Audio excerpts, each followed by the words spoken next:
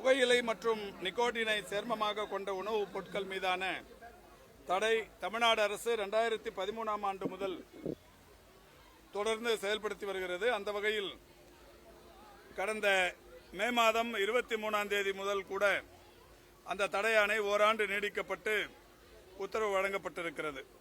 தமிழகம் முழுவதும் உணவு பாதுகாப்பு அலுவலர்கள் காவல்துறை அலுவலர்களுடன் இணைந்து ஆய்வு செய்து 391 குழுக்களாக பிரிக்கப்பட்டு பல்வேறு நடவடிக்கைகள் எடுத்து வருகிறார்கள்.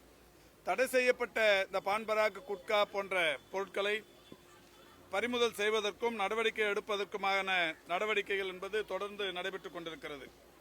1/11/2023 முதல் 2024 செப்டம்பர் 15 வரை தமிழகம் முழுவதும் 3,06,157 கடைகள் மற்றும் குடோன்கள் மற்றும் வாகனங்களில் ஆய்வு மேற்கொள்ளப்பட்டு தடை செய்யப்பட்ட புகையிலை மற்றும் குட்கா பொருட்கள் விற்பனை செய்த 19,822 கடைகளுக்கு சீல் வைக்கப்பட்டிருக்கிறது. பறிமுதல் செய்யப்பட்ட புகையிலை மற்றும் குட்கா பொருட்கள் 1,32,890 கிலோகிராம் ஆகும். இப்படி பறிமுதல் செய்யப்பட்ட தடை செய்யப்பட்ட பொருட்களின் தோராய மதிப்பு சுமார் 10,87,91,708. அந்த அளவுக்கு மாண்புமிகு தமிழ்நாட்டின் முதலமைச்சர் அவர்கள் தொடர்ந்து இது போன்ற நடவடிக்கைகளை எடுப்பதும், அதேபோல் மாணவர்களிடையே இந்த ஒரு விழிப்புணர்வை ஏற்படுத்துகிற முயற்சியாக உறுதிமொழி ஏற்கிற நிகழ்ச்சி தொடர்ந்து 3 ஆண்டுகளாக நடைபெற்றுக் கொண்டிருக்கிறது. ஒவ்வொரு ஆண்டும் பெருநகர காவல்துறை அதை மிக சிறப்பாக மேற்கொண்டு இன்றைக்கு தமிழ்நாடு முழுவதிலும் காவல்துறையின் சார்பில் இந்த உறுதிமொழி ஏற்கும் நிகழ்ச்சி மிக சிறப்பாக நடைபெற்று அவை இந்திய அளவிலும் உலக அளவிலும் கூட அந்த உறுதிமொழி ஏற்கும் நிகழ்ச்சி சாதனை படைக்கப்பட்டிருக்கிறது. இப்படி பல வகைகளில் இளைய சமுதாயத்தினரிடையே இந்த போதைப் பொருள் பழக்கமில்லாத சமூகம் என்பதை உறுதிப்படுத்துவதற்கும், போதைப் பொருள் நடமாட்டம் இல்லாத தமிழ்நாடு என்பதை உறுதிப்படுத்துவதற்கும் பல்வேறு நடவடிக்கைகளை காவல்துறையும், மக்கள் நல்வாழ்வுத்துறை, உள்ளாட்சி அமைப்புகள் போன்ற பல்வேறு அரசு துறைகள் ஒருங்கிணைந்து மாண்புமிகு தமிழ்நாட்டின் முதலமைச்சர் அவருடைய வழிகாட்டுதலோடு மிக சிறப்பாக செய்து கொண்டிருக்கிறது. இந்த வகையில் மீண்டும் ஒரு விழிப்புணர்வு நிகழ்வாக ஒன்றிய அரசின் council for leather exports India என்கின்ற அமைப்பும், தமிழ்நாடு சுற்றுலா வளர்ச்சி கழகமும், பெருநகர சென்னை மாநகர காவல்துறையும் ஒன்றிணைந்து சோல்ஸ் ஃபார் சோல்ஸ் மாரத்தான் 2024 என்கின்ற போதைப் பொருள் இல்லாத சமூகத்திற்கான விழிப்புணர்வு மாரத்தான் ஒன்று இன்றைக்கு நடத்தப்பட்டது. 10 கிலோமீட்டர், 5 கிலோமீட்டர், 3 கிலோமீட்டர் தூரங்களுக்கான இந்த மாரத்தான் விடியற் காலை 5:30 மணிக்கு தொடங்கி நடைபெற்று இதில் ஏறத்தாழ ஒரு 10,000 பேர் அளவுக்கு பங்கேற்கிற வகையில் இந்த மாரத்தான் மிக சிறப்பாக வெற்றிகரமாக நடைபெற்று முடிந்திருக்கிறது. குறிப்பாக இந்த மாரத்தானை பொறுத்தவரை 100% வெற்றி என்று எடுத்துக்கொண்டால் 100% இளைஞர்களாகவும் மாணவர்களாகவும் இதில் பங்கேற்று வெற்றி பெற்றிருப்பது என்பது எந்த சமூகத்தினரிடையே விழிப்புணர்வு ஏற்படுத்த வேண்டுமோ, எந்த சமூகத்திற்கு இந்த செய்தி போய் சென்றடைய வேண்டுமோ அந்த சமூகத்தைச் சேர்ந்தவர்களே இந்த மாரத்தான் போட்டியில் பங்கேற்று ஓடி இருப்பது என்பது ஒரு வரலாற்று சிறப்பு. அத்தகைய நல்ல முயற்சியை பெருநகர காவல்துறையும் இன்றைக்கு கவுன்சில் ஃபார் லெதர் எக்ஸ்போர்ட்ஸ் இந்தியாவும் மிக சிறப்பாக ஒருங்கிணைத்திருக்கிறது.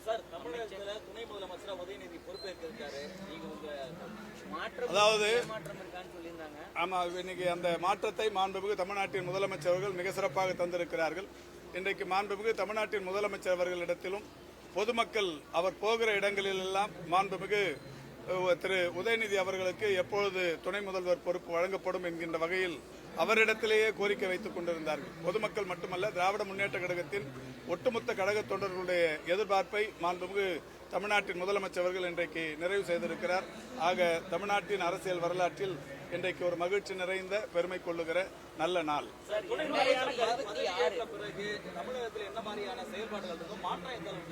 அவர் துணை முதல்வர் ஆவதற்கு முன்னாடியே இளைஞர் நலன் மேம்பாட்டுத்துறையின் அமைச்சராக பொறுப்பேற்றதற்கு பிறகு இளைஞர் நலன் மேம்பாட்டுத்துறையை இன்றைக்கு உலக அளவில் தமிழ்நாடு இன்றைக்கு விளையாட்டுத் துறையில் ஒரு தலைமையகமாகவே இன்றைக்கு மாற்றி தந்திருக்கிறார்கள்.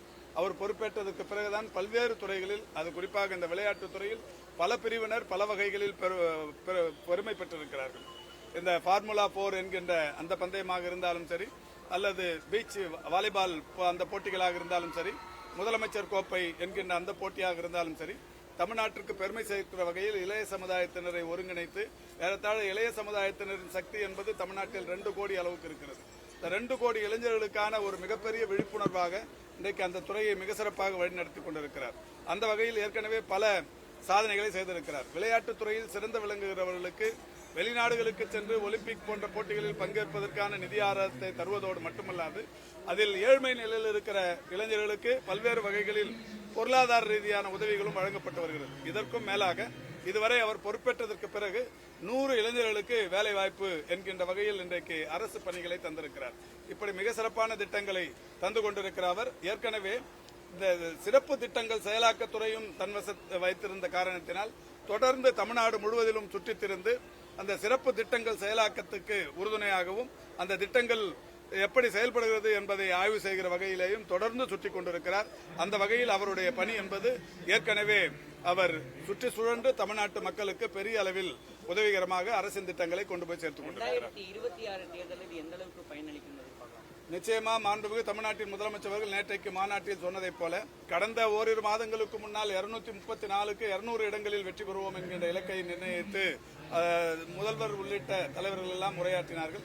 இன்றைக்கு போகிற போக்கை பார்த்தால் தமிழ்நாட்டில் ஏற்பட்டிருக்கிற மிகப்பெரிய மாற்றங்கள் மக்கள் மனதில் ஏற்பட்டிருக்கிற எழுச்சியை பார்க்கிற போது 234க்கு 234 எப்படி பாராளுமன்ற தேர்தலில் 40க்கு 40 என்று வந்ததோ அதேபோல் சட்டமன்ற தேர்தலில் 100% என்கின்ற வகையில் 234க்கு 234 வெற்றி பெறும் என்கின்ற நம்பிக்கையை உங்களின் வாயிலாக